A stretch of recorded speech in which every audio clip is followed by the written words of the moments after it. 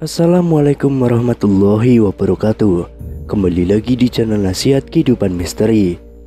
Pada video kali ini saya akan membahas tentang Istana Ratu Bilqis ada di Nusantara.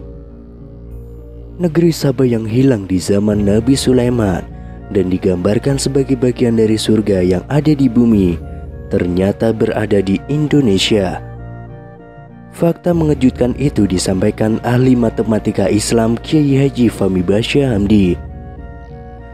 Melalui penelitiannya selama 33 tahun lebih, sejak 1979 hingga kini, Fahmi Basya bukan hanya memaparkan tentang peninggalan Nabi Sulaiman yang agung, tetapi merekonstruksi sejarah Nusantara.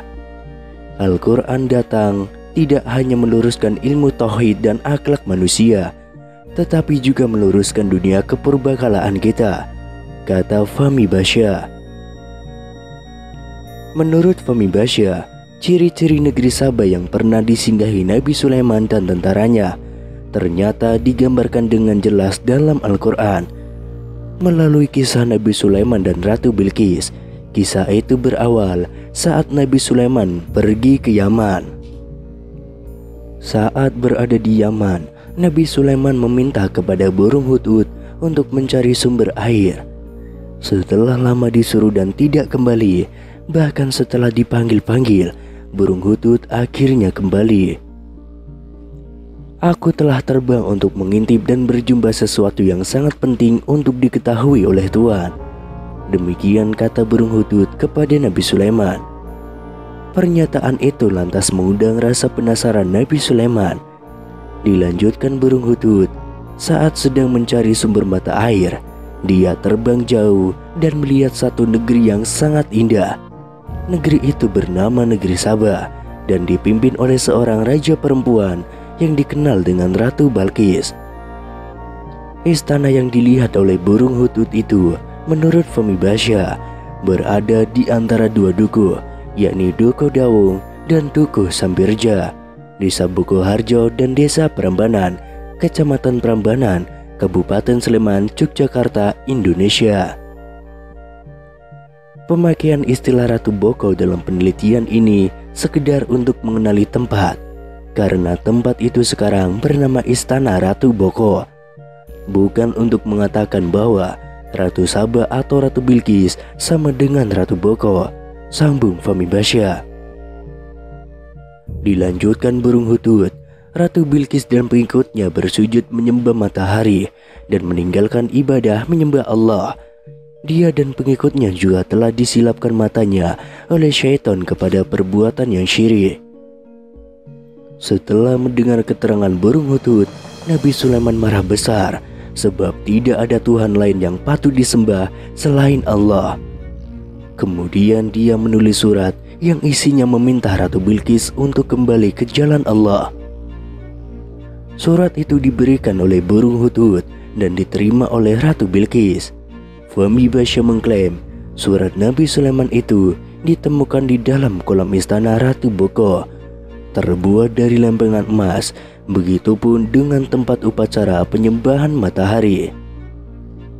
Mendapat surat dari Nabi Sulaiman, Ratu Bilqis tidak langsung bertobat. Dia malah meminta pengawalnya untuk mengirimkan harta yang berlimpah ke istana Nabi Sulaiman. Pemberian itu dianggap sebagai penolakan atas ajakan kembali ke jalan Allah. Nabi Sulaiman pun semakin berang dan memerintah kepada para pengikut Ratu Bilqis untuk kembali ke negeri Saba. Bahkan Nabi Sulaiman mengancam akan menyerang negeri Saba dengan bala tentaranya. Kami akan mendatangi mereka dengan angkatan tentara yang tidak mereka berdaya menentangnya, dan kami akan mengeluarkan mereka dari negeri Saba dengan keadaan hina, menjadi orang-orang tawanan, kata Nabi Sulaiman. Para pengikut Ratu Bilqis pun kembali ke negeri Saba dan menceritakan pengalamannya selama berada di istana Nabi Sulaiman. Mendengar cerita dari para pengikutnya, Ratu Bilqis berniat mendatangi langsung Nabi Sulaiman. Niat Ratu Bilqis menemui Nabi Sulaiman ternyata sudah diketahui oleh Nabi Sulaiman. Dia lalu memerintahkan kepada para pengawalnya terdiri dari manusia, hewan, dan jin untuk membuat upacara penyebutan kedatangan Ratu Balqis. "Hai pembesar-pembesar, siapakah di antara kamu sekalian yang sanggup membawa singgasananya Ratu Bilqis kepadaku sebelum mereka datang kepadaku sebagai orang yang berserah diri?" kata Nabi Sulaiman kepada para pengikutnya. Di antara pengikutnya dari bangsa jin menjawab sanggup. "Aku akan datangkan kepadamu sebelum kamu berdiri dari tempat dudukmu. Sesungguhnya aku benar-benar kuat untuk membawanya, lagi dapat dipercaya," jawab jin Ifrit. Pengikut Nabi Sulaiman lainnya dari kalangan manusia yang berpikir menimpali. "Aku akan membawa singgasana itu kepadamu sebelum matamu berkedip," terang pengikut Nabi Sulaiman dari kalangan manusia. Sebelum mata Nabi Sulaiman berkedip, singgasana Ratu Bilqis yang berada di negeri Sabah dipindahkan ke hadapan Nabi Sulaiman. Puji syukur atas nikmat Allah pun dipanjatkan oleh Nabi Sulaiman saat melihat pemandangan itu. Akhirnya datanglah Ratu Balqis menghadap Nabi Sulaiman. Kepada Ratu Balqis, Nabi Sulaiman memperlihatkan apa yang ada di hadapannya sebagai istana yang mirip dengan yang ada di negeri Sabah. Melihat itu, Ratu Bilqis terkejut. Kemudian Nabi Sulaiman mempersilakan kepada Ratu Balqis untuk masuk ke dalam istananya. Saat akan masuk, dia melihat air besar berada di lantai istana Nabi Sulaiman. Dengan sigap Ratu Balqis menyikap kainnya hingga betisnya terlihat. Ternyata air yang dilihat Ratu Balqis pada lantai istana Nabi Sulaiman adalah kaca. Sesungguhnya ia adalah istana licin yang terbuat daripada kaca, kata Nabi Sulaiman menjelaskan kepada Ratu Balqis. "Ya Tuhanku, sesungguhnya aku telah berbuat zalim terhadap diriku dan aku berserah diri bersama Nabi Sulaiman kepada Allah, Tuhan semesta alam."